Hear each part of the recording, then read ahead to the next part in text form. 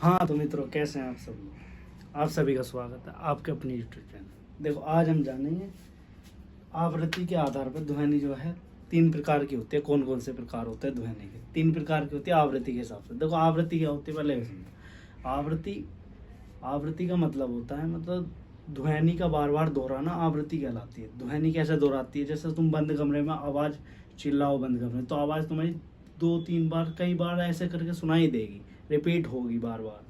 तो रिपीट होना ही इसका आवृत्ति कहलाता है।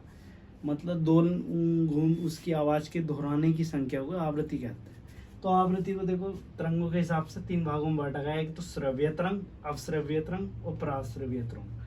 देखो, अवश्रव्य मतलब श्रव्य तरंग जो है ऑडिबल वेव कहते हैं इसे इंग्लिश में। अवश्रव्य तरंग को इंफ्रासोनिक वेव, पराश्रव्य तरंग को अल्ट्रासोनिक वेव। तो तीन प्रकार की क्या होती है? तीन प्रकार की ध्वनि तरंगों के आधार पर आवृत्ति होती है। कौन कौन सी?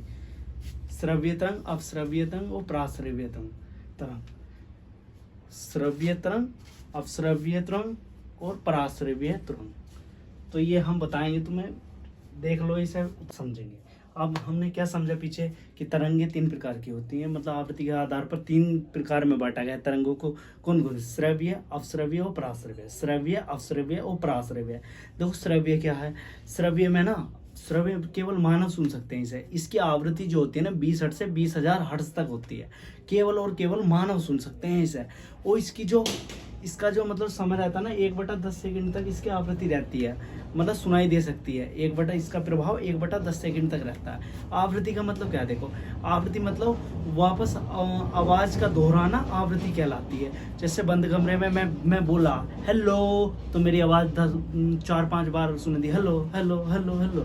तो इसे दोहराने को इसकी आवृत्ति कहते हैं। आवृत्ति श्रव्य आवृत्ति में क्या है? श्रव्य तरंग में 20,000 हर्ट्ज तक रहती है। 20 हर्ट्ज से 1/10 सेकंड तक इसका प्रभाव रहता है। केवल इसे मानव सुन सकता है।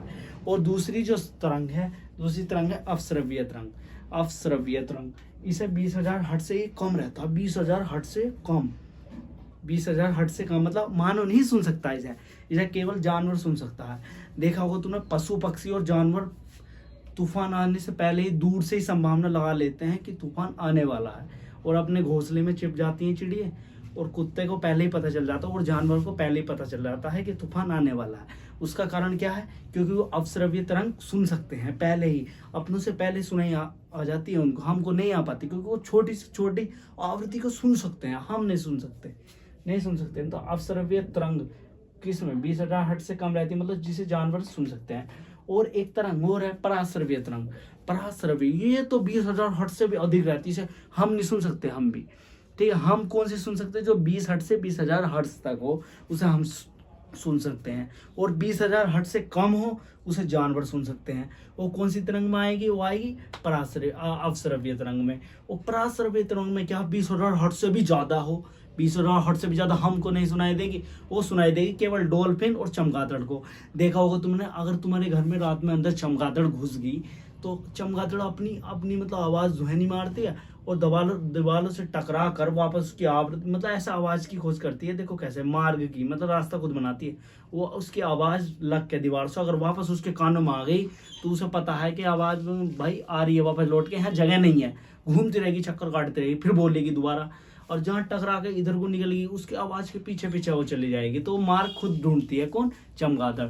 तो कौन सी ध्वनि सुन सकती है चमगादड़? पराश्रव्य ध्वनि। हम कौन सी सुन सकते हैं मानव? अवश्रव्य। कौन सी? श्रव्य, बता रहा हूं मैं।